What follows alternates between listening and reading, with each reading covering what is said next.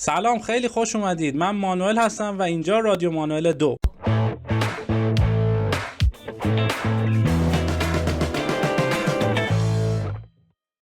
مرسی که از رادیو مانوئل 1 حمایت کردید. اونایی که ندیدن حتما اینجا میذارمش و بتونید برید و قسمت اول رو ببینید. با توجه به بازخوردهای شما کلی تغییرات دادم، از دکور گرفته تا بخشای مختلف این رادیو مانوئل.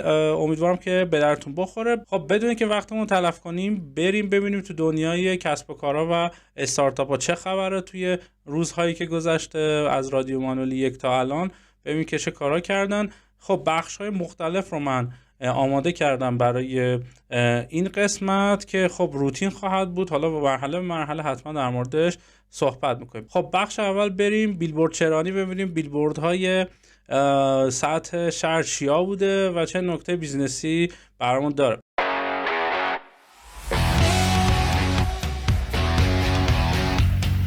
خب بیلبورد اول به بیمه بازار برمیگرده. ببینیم بیمه بازار چه کار کرده. به صورت خاص تمرکز کرده روی بحث اسکی. خب رقیب مستقیمشه و اومده به صورت خاص میگه خب از هر کسی قرار نیست شما بیمه بخری و تمرکز کرده روی این که خب بیمه بدنان از هر کی یا از کی نخر، از من بخر. حالا دلیلی که چرا از تو بخره خودش سواله. خب این که اوکی باشه، مثلا تو خیلی خوب مستقیم رفتی، خیلی خلاقانه از کلمه اسکی استفاده کردی و گذاشتی که خب از هر کی شد نخر، از من بیا بخر. حالا اگه اون هر رو حذف بکنیم غالبا میشه اسکی دیگه. ولی یه نکته خیلی مهم، متاسفانه اونا که در بیلبورد دیزاین میکنن، کلا کمپین دیزاین میکنن، ارزش پیشنهادی شما چیه؟ اصلا چرا من باید شما رو انتخاب بکنم؟ چرا نرم از اسکی بیمه بدنه میخرم و از شما بخرم؟ بابانی؟ چرا؟ مشاوره، انتخاب، تمدید. چه دلیلی؟ این دلیل درستی به من نمیده که من بیام از شما مشاوره رو انتخاب. به نظر من اگر میخواید استفاده بکنید از این حربه و کلا اصلا شما با توجه به اینکه خب میایید مقایسه میکنید یا پیشنهاد خوبی میدید، پس دنبال چی هستید شما؟ دنبال یک خرید آگاهانه هستید. یعنی مثلا بعد بگید شاید من بودم اون کپی رایتینگ کار رو مثلا اینجوری استفاده میکردم که خرید آگاهانه و بدون دردسر، مثلا بیمه بدنه از بیمه بازار. ببین این دوتا کلید واژه، خرید آگاهانه بدون دردسر یا خرید آگاهانه با بدون ریسک، مثلا اینا اون کلید واژه هایی به قول اون ارزش پیشنهادی هایی که شما باید توی بیزنستون در نظر بگیرید و بعد بگیرش. و خب این که مشاور انتخاب تمدید و اومدی مستقیم هم مثلا از هر کی رو گذاشتی، اینه که بعد نگاه بکنی ببینی که خب ضریب نفوذ بیمه‌های آنلاین کلا چند درصد، آدمو چقدر مثلا اسکی رو میشناسن، چقدر بیمه بازار رو میشناسن که شما حالا مثلا توی یک بازار خیلی کوچیک قراره با هم بجنگید، در صورتی که خب بازار قرار بزرگ بشه. وقتی بازار بزرگ بشه شما اون موقع رقابت معنا پیدا میکنه. الان رقابتی وجود نداره. به خاطر همین به نظر من خب کارش خوبه، یعنی بیلبورد امتیاز خوبی از مثلا گرافیک میگیره، حالا یعنی از اون ایدهش میگیره، ولی این که خب ارزش پیشنهادی رو نمیگه و اینکه کلا توی بازار کوچیک شما رقابت اصلا معنایی فعلا پیدا نمیکنه. بخاطر به نظر من باید روی اون همون ارزش پیشنهادی، اصلا چرا باید بازار سنتی رو بذاری کنار و به شما توجه بکنه، اون رو باید بگید. خب این از این بریم بیلبورد بعدی. به به به عزیز دلمون تپسی که خیلی شلوغکاری میکنه جدیدن، اما این فکرش و این ایدهش خیلی به نظر من قشنگ بود. این که داره میگه که عجله ندارم، چون همیشه یه گزینه داری برای این که خب عجله دارم، یا مثلا به صورت عادی چیزش به صورت عادی طرفه‌ای داره، اگه عجله دارم خب قیمت به طرز مسخره بالا میره. اکثر راننده‌ام خب قاعدتاً وای میسن اون قیمت بالا رو میگیرن. این بده، اینه که بده. اینجا تپسی اومده قشنگ بازی رو عوض کرده، اومده گفته که شما میتونی 15% ارزونتر فقط با 5 دقیقه انتظار بگیری. حالا اینکه قبلا هم واقعی که عادی تپسی عادی رو میزدی خیلی خودش مثلا تا بیاد راننده پیدا بشه بیاد خیلی طول میکشه، ولی حالا با این گزینه که عجله ندارم ببینیم که چقدر قراره ماشین، یعنی به قول معروف پیکاپ تایم ما طول بکشه. پیکاپ تایم از زمانی که من درخواست میدم تا زمانی که راننده میاد و منو میگیره، این تایم هر چقدر کمتر باشه، خب اون تاکسی اینترنتی برنده میشه برای دلیور کردن ارزش پیشنهادی سریعتر بردن. یعنی من از نقطه A به B اگر عجله داشته باشم اون رو انتخاب میکنم. ولی اینجا داره میگه خیلی مثلا برعکس داستان برای اونایی که عجله زیاد براشون مهم نیست، یعنی تایم براشون مهم نیست و حاضرن وایسن تا زمانی که یه تپسی ارزون براشون پیدا بشه، اومده 15% ارزونتر رو گذاشته. دارم میبینم واقعا تلاش‌های متفاوت بیزنسیشون رو برای گرفتن شیر بازار، اما خب ببینیم که این یکی چه اتفاقی براش میفته. ولی کار قشنگه، یعنی عجله ندارم و 15% ارزونتر، کلا کار زیباست و به قول معروف اون ارزش‌های پیشنهادی هم که مطرح بود رو داده. حالا اینکه بتونه دلیور بکنه، یعنی من اینکه اینو میگم و بتونم اجراش بکنم یه حرفیه، ولی حالا به هر حال روی اجراش ما داریم صحبت می‌کنیم، اجراشو درست کار کرده و دمش گرم. بریم بعدی، بحث پریسا و نمیدونم سپهر رو. حالا یه تیزینگ ابتدایی بودش. حالا قبل اینکه بریم وارد اوپنینگش، اینه که دی ام بورد گیری داده، اومده گفته که پریسا نمیتونه 4 و 1 بده. منطقیه، چون درصدی که میگه امتیاز 1 تا 5 و قاعده 4 و 1 بده. مدیر مارکتینگشون چی گفته؟ فراد بهشتی عزیز، مدیر مارکتینگ جاواما، برای این داستان گفته که آقا مهم نیست که درسته یا نه، چون ما دیدیم که آدما به اعداد اعشار بیشتر توجه میکنن، ما با این شروع کردیم. منطقیه مثلا 4 بدیم قشنگ نمیشه، ولی 4 و 1 منطقی تر میشه. خب حالا ببینیم که اوپنینگش چه شکلی. اوپنینگ رو انجام دادن و اومدن دقیقاً به قول معروف کامنت هر کدوم از آدما رو نوشتن. آقا میلاد مثلا نوشته عجب اقامتگاهی بود، پیشنهاد میکنم. اون یکی مثلا نوشته بود کاش که اینترنت میداشت. و اما بازم متاسفانه علیرغمی که چه خیلی خوب دیزاین شده، تیزینگش خوب بود، اوپنینگش هم خوب بود، ولی باز هم اون ارزش پیشنهادی که باید بده رو نداره توش. یعنی چی؟ یعنی که اوکی اقامت راحت با خواندن نظر. قاعدتا من با خواندن نظر یک اقامت راحت نمیتونم داشته باشم. اقامت راحت برمیگرده به اون کیفیت اقامتگاه، به اون امکاناتی که داره، به اون جغرافیایی که داره و هزار تا پارامتر دیگه. اما من چرا باید، ببین دوباره همون بحث بومناب اگه برگردیم، یه قلب بوم ارزش پیشنهادی داریم و یکم راه حل داریم. ارزش پیشنهادی چیه که من در ازاش راه حل کامنت ها رو پیشنهاد دادم، ریویو رو پیشنهاد دادم؟ من چرا باید نظر دیگران رو بخونم؟ اینجا منطقی که پشتش هستش که من بیام مثلا ببینم میلاد چی گفته، ایکس گفته چی، ایگرگ چی گفته، این هستش که من با خیال راحت یا با ریسک پایین برم مثلا یه چیزی بخرم. یعنی اقامت بدون دردسر، اقامتگاه خرید مثلا انتخاب آگاهانه. من برای انتخاب آگاهانه یه خیال راحت میخوام برم نظرات دیگران رو بخونم. فلذا به نظر میرسه که کپی رایتینگ این داستان اگر میشد مثلا اقامت راحت، نه خیال راحت با خواندن نظرات، مثلا خیال راحت و اقامت خوب، یا مثلا انتخاب آگاهانه و یک اقامت راحت مثلا با خواندن نظر، یه چیزی مثلا این شکلی بعد پیش میاد. چون من قاعدتا با خوندن نظرات اقامت راحت نمیتونم داشته باشم. اینو باید قبولش بکنیم. مثلا بیایم از این جهت نگاه کنیم. من همیشه میگم پرابلم سولوینگ نگاه بکنیم به داستان. پرابلم آدما چیه؟ نمیتونن که اقامتگاه خوب رو انتخاب بکنن، آگاهانه اون رو انتخاب بکنن و به قول درصد ریسکشون رو بیارن پایین دیگه. اقامتگاه خیلی خوب و راحت و با کیفیت اینا رو پیدا کنن. پس ببینیم چه جوری این اتفاق میتونه بیفته. یکی این که مثلا من بیام انتخاب بکنم براش و بهش پیشنهاد بدم، یا من به کمک نظرات دیگران بهش بگم که این اقامتگاه خوبه یا اقامتگاه بده، یا بیام مثلا بر اساس تعداد رزرو بالا، رزرو موفق بالا بیام بگم که این اقامتگاه خوبه. مثلا کاری که جاجیگا انجام میده، جاجیگا میاد میگه که خب این مثلا بالای 200 مثبت 200 رزرو موفق داره، اون اقامتگاه برای من اقامتگاه بهتریه. مثلا من خودم مثلا میخوام برام اقامتگاه انتخاب بکنم، حتما میرم اینم چند تا رزرو موفق دارم. از این ورم اینه داستان، یعنی من نظراتش رو هم میخورم. پس این دوتا قاعدتا کمک میکنه که من یه اقامت آگاهانه داشته باشم. یا مثلا شما، چرا میگم آگاهانه و یک خیال راحت؟ چون اگر هم شما میخوای بری بعد انتخاب بکنی، شما خوندی، امتیازش خوندی، نظرات خوندی، با علم این داستان اومدی یک انتخاب آگاهانه انجام دادی. پس پلتفرم مثل جابابا و جاجیگو و اتاقک و اینها به شما اینو قرار دلیور بکن و هر چقدر بیشتر بتونن دلیور کنن، خب برنده تر هستن. پس به نظر من این بیلبورد میتونسته بهتر باشه.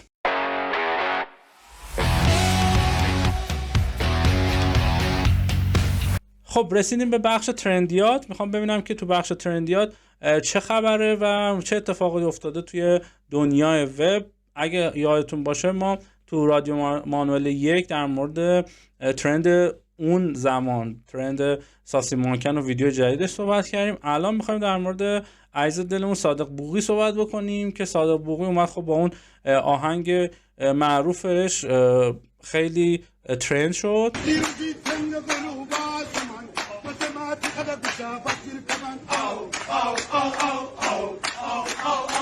مقبولیت اجتماعی بهش دادن و حالا یه برندی به دست آورد. اینجا بود که برندها دیگه بدون استثنا از این ویدیو، از این او نمیدونم اینا، تا میتونستن استفاده کنن، دیگه دهنش رو سرویس کردن.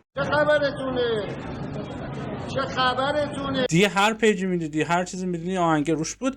اما کوروش کمپانی که خب معرف حضورتون هستش و آیفون 13 ارزونتر از خود کمپانی آیفون میده 20 میلیون تومان، که با هیچ متر و معیاری نمیتونی بگی که چطور میتونه بیزینس ارزونتر از خود کمپانی بده و شما قاعدتا نباید بهش اعتماد بکنید. ولی حالا من نمیخوام وارد این داستان بشم، اما به نظر من عزیز دل من، آقای بوقی عزیز من، شما که زحمت کشیدی اینقدر برند شدی، اینا باید حواست به این برندینگت باشه.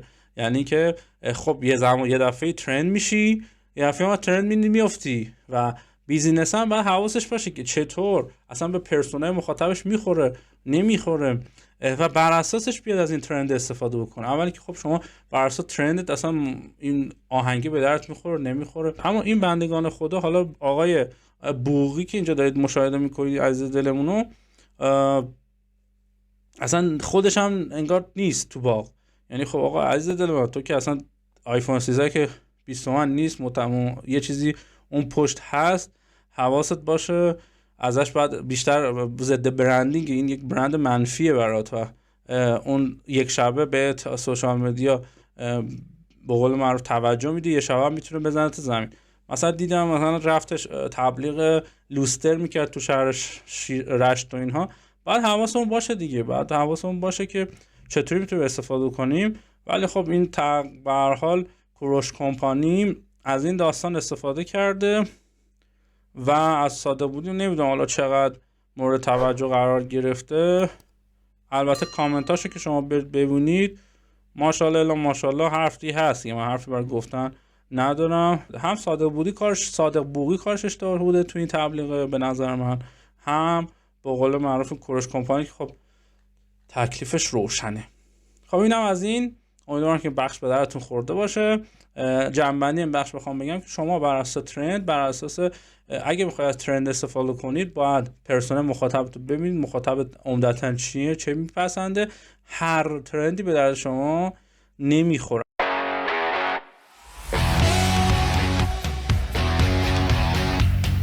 خب با بخش خبرگردی در خدمتتون هستم. تو خبرگردی میریم بریم خبرهای مهم از سورس‌های مختلف رو بررسی میکنیم، یه ریاکتیوش نشون میدیم دیگه. حالا ریاکشن توی خبر و ببینیم که چه شکلیه ورود دیجیکالا به بازار خرید و فروش کالای دست دوم. البته دیتا کلایمبر اومده گفته که فاز اول با موبایل آغاز میشه. حالا واقعا موبایل آغاز میشه یا نه، بقیه‌اش ادامه میداد وارد بخش بعدی میشه یا نه نمیدونم. اما همونطور که میدونید یک برندی داره تحت عنوان پیندو که خب این کار انجام میده، یعنی خرید و فروش کالای دست دو هستش، یه جوری مثل دیوار هستش و رقیب دیوار به حساب میاد. وقتی که شما یک پیندو رو دارید قاعدتاً دیجیکالا نباید وارد کالای دست دو بشه. حالا این کالای دست دو که میبینید use.digicala.com دیجیکالا بعدا میگه که یه قیمت منصفانه با گارانتی دیجیکالا، مثلا اینکه بهترین قیمت، امن و راحت. این سه تاست اصل داستان ما بچه ها. اصل داستان ما این ارزش های پیشنهادی رو اول باید بیاریم. شما این بالا باید به خرید آگاهانه یا خرید راحت، خرید امن، مثلا خرید امن از دیجیکالا با گارانتی دیجی سرویس، مثلا دیجیکالا سرویس، مثلا این میتونه نکته خوبی باشه. اما مثلا شما اگه بیاید پیندو رو بررسی بکنید، موبایلش رو کمتر کرده. ببین الان همه گزینه‌ها رو که میبینی عمدتاً کالای دیجیتالش موبایل توش نیست، جارو شارژی و ایکس و ایگرگ و زد، این دوتا با هم کانفلیکت دارن عزیز دل من. اینکه شما بخوای پیندو رو داشته باشی بعد بری خودت با برند دیجیکالات بری مثلا چیز بکنی، خب این دوتا با هم کانفلیکت داره. یا این پیندو رو باید کنسل بکنید ببندیش، یا این دیجیکالا رو نباید ورود بکنید با همین اسم پیندو. چی میگی؟ ولی احتمالاً با توجه که خب برندینگ برای یک برند جدید مثل پیندو سخته، اومده مثلا اون قسمتی که اون فیلدی که بیشتر براش ترنور مالی داره رو اونورده جدا کرد تحت برند دیجیکالا گذاشته که دردسر برندینگش هم کمتر بشه. به خاطر این کالای دست دو رو آورده، کالای موبایل دست دو رو آورده تو خود دیجیکالا که به نظر من اتفاق بدی هم نیست. اینجا دقیقاً چون گارانتی خود دیجیکالا میده، با اعتماد بیشتری آدم‌ها خرید میکنن. توی شرایطی که توان خرید آدم‌ها اومده پایین، به نظرم کار خوبیه. حالا ببینیم که این دوتا چطور میتونن در کنار همدیگه قرار بگیرن، الله علم. خب خبر بعدی برای فیدیبو، برای محدود کردن ناشرا شورای رقابت اومده منعش کرده، گفته داداش از این خبرها نیست، باعث بندی که ضد رقابت خونده میشه رو از قراردادش حذف بکنه. داستان چیه؟ فیدیبو میومده میگفته داداش یا با من یا بر منی. اصل داستان شوره با من باید باشه، اگه میری نه باید بری جای دیگه. مثلا تاخچه کتاب رو من شکایت کردم، آقا این چه وضعشه، همه ناشران گرفته سمت خودش، نمیذاره بیان اینور. خب اینم کار درستیه. شورای رقابت بالاخره یه اتفاق خوب توش رقم خورده، شورای رقابت اومد گفت شدش از این خبرها نیست. حالا پیشنهاد چیه در این مواقع؟ در این مواقع شما برای اینکه نمیخوای مثلا، خب دنیا رقابت، رفاقت که نیست. در دنیای رقابت تو این موارد شما باید چیکار بکنی؟ باید بگی آقای ناشر، شما اگر مثلا فقط بیای توی پلتفرم من کار بکنی، با پلتفرم من کار بکنی، یعنی فقط پیش من باشی، مثلا 10% کارمزد میگیرم. اگر جای دیگه باشی 20% کارمزد میگیرم. اینجوری غیر مستقیم به اون ناشره یا به اون پرووایدره، حالا شما پلتفرمی دیگه، به این پرووایدر یا سرویس پرووایدر شما میگی که بیا با من کار کنی بهتر.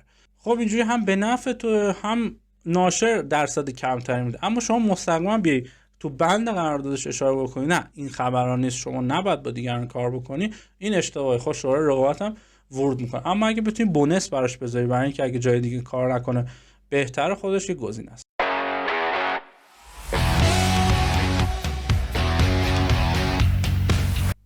خب رسیدیم به بخش جالب و جنجالی رادیو مانوئل، بخش پرونده، که تو هر هفته و تو هر قسمت میخوام بررسی بکنم یک استارتاپ رو و بیزینسی که جالبه از نظر خودم و حتی جنجالی، یک اپلیکیشنی که اتفاقا، یک سایت و اپلیکیشنی که اتفاقا خیلی مورد توجه عموم قرار گرفته، مخصوصا جوونا، ولی زیاد در مورد شاید نشدید یا شنیدید توی خلوت خودتون. اپلیکیشن یا وبسایت OnlyFans هستش. Hi everybody, I'm Jasmine Ellis. There's going to be some crazy content coming soon. Welcome to my OnlyFans. خب من این بیزنس از کجا شناختم؟ یه پستی رو پیج The Future Entrepreneur کار کرده که دارش نشون میده، حالا یه نقل قولی از وارن بافت آورده و اینکه یه خانومی رو گذاشته در حالت خواب که داره میگه که خب خانم ها میتونن 10 تا 15 هزار دلار از OnlyFans بر اساس هر بار خوابشون اینقدر درآمد کسب بکنن. خب گفتم برم ببینیم OnlyFans چیه. رفتیم دیدیم نه این استخوندار از این حرفاست و دیگه دنیا واقعا جای موندن نیست و چه درآمدایی افراد دارن کسب میکنن. سال 2016 فاند شده توی لندن بریتانیا و مؤسسش هم تیم استونکلی هستش. انواع جریان درآمدی دیگه داره، بحث سابسکریپشن، تیپس و پیپر ویو. یعنی بر اساس هر بار ویو یا بر اساس تیپس میتونی حالا هر چقدر دوست داری اگه فریه مثلا بهش تیپس بدی و ارزم بزرگ شما که سابسکریپشن بر اساس اشتراک. حالا داستان چیه؟ داستان این هستش که برای این ابتدای داستان زمانی این سایت به وجود آورده که خب یه سری عزیزان تار ما اومدن، حالا ورکر اینجا اشاره کرده، اومدن دنبال یک پلتفرم بودن که به قول خودشون در معرض عموم قرار بدن. خوش به حالی که با آرزوت رسیدی. یه نفر رو علاقه‌مند هستید بهش، میرید به ازای این که عکسای خودش به هر حال یا ویدیوهای خودش به شما بهش سابسکریپشن میدید، هزینه عضویت میدید که حالا این هزینه عضویتش 80% برای خودتونه، 20% برای اونلی فنز به حساب میاد. از این 20% مالیات کم میشه و 12% میرسه به خود اونلی فنز. این مدل تجربه ریونیو مدل اونلی فنز هستش. حالا داستان این شکلیه که اول برای سارا به حساب می اومده ابتدای داستان، بعد یک کم که گذشته دیدن نه مثلا اونایی که فیتنس کارن و موزیشن و جاهای دیگه هستن میتونن از این داستان استفاده کنن.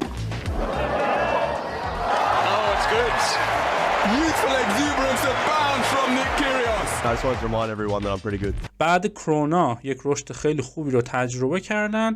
اول که برگردیم این صنعت گرافی رو که خب سایت های مختلفی داریم تو حوزه و مثلا تحت برند های مختلفی استارهای مختلف، این استارها ستارهای اون بازار دارن به هر حال تحت برند های مختلفی هستن، خیلی سعی میکردن خب بتونن جدا هم درآمد کسب کنن، نه اینکه مثلا بیشتر درآمدشون بره برای تهیه کننده ها اون پرووایدراشون. به خاطر همین به نظر من این بحث اونلی فنز اومد یک تکونی به این بازار داد، یعنی زمین بازی جدید رو برای این بازار به وجود آورد و اون استارها میتونستن برن خودشون انفرادی درآمد کسب کنن با کمترین کارمزد ممکن. پس دلیلی که موفق میشه یک بیزینسی این شکلی میشه، اومده یک زمین بازی جدید رو ایجاد کرده. خب داستان کجا جذاب میشه؟ اگه بیایم آماری که فاینانشال تایم منتشر کرده و این بیزینس رو اومده جزو کمپانی های با رشد بسیار بالا در نظر گرفته توی اروپا و رتبه 11 رو این اونلی فنز داره،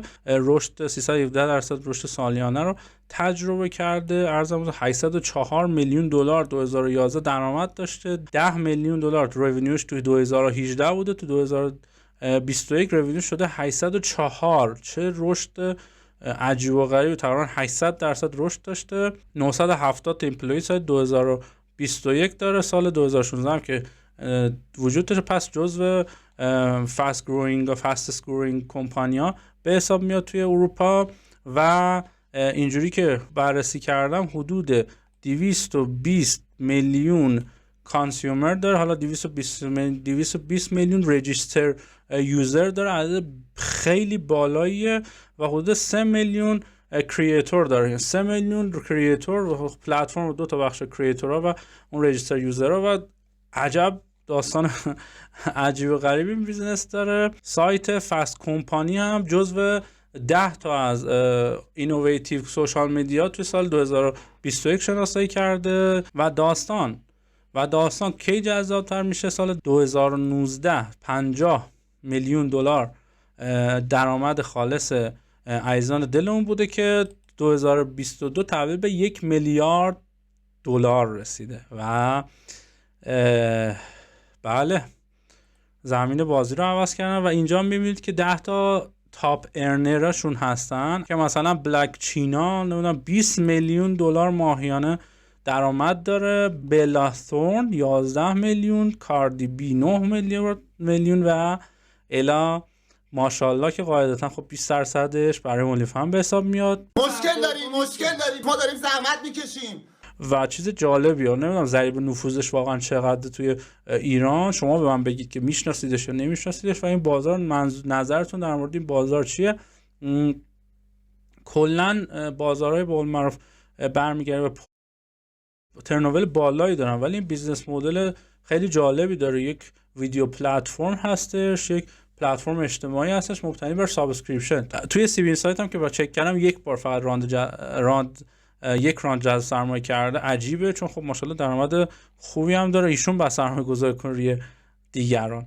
حالا کلی چیز هست، حالا میخوام در مورد صحبت کنم، خیلی طول میکشه اما برید یه سرچی در موردش بکنید. مثلا اینکه اون استارا مجبور شدن که یک بخشی از پولشون رو خیریه بکنن تا بتونن توی این بیزینس کار بکنن، یا کریئتورهای دیگه هم اضافه شدن به این بیزینس. مثلا از تویچ هم یه سری استریمر دارن میان، مثلا اینجا داره میگه آمورانس تاپ ارنر بوده توی تویچ، اومد و توی یک ماه مثلا ماهی 1 میلیون 1.5 میلیون میگرفته از سایت تویچ درآمد داشته، اومد یه دفعه اینجا 33 میلیون به محض اینکه وارد شد سال 2020 اومد و تونست درآمد کسب بکنه، فقط به محض ورود 33 میلیون فقط فکر نکنید اکس ورکرها و افراد دیگه میتونن اینجوری کار بکنن. میگم کریئتورهای دیگه، موزیشن ها، فیزیکال فیتنس کارها و استریمرها، گیم استریمرها داره وارد این داستان اونلی فنز میشن. اما خب همیشه خب اون بخش دیگرش مورد توجه بیشتر قرار گرفته. تموم شد. خیلی تاثیرگذار بود. خلاصه اینجوری امیدوارم که از این پرونده‌ام خوشتون اومده باشه. اگر علاقه‌مند هستید بگید که حال کردید که من ان شاءالله پرونده‌های جذاب دیگر رو بررسی بکنم، بیزنس‌های استارتاپ‌های جنجالی دیگر رو هم با هم بررسی کنیم، ببینیم بیزنس مدلشون چه شکلیه. خیلی من مخلصم، امیدوارم که رادیو مانوئل 2 به درتون خورده باشه. فیدبکتون خیلی به من کمک میکنه که رادیو مانوئل 3 رو بهتر داشته باشم. ویدیوهای کانالم یادتون نره، آموزش‌های استارتاپی، مصاحبه‌ها و چالش‌های استارتاپی خیلی به درتون میخوره.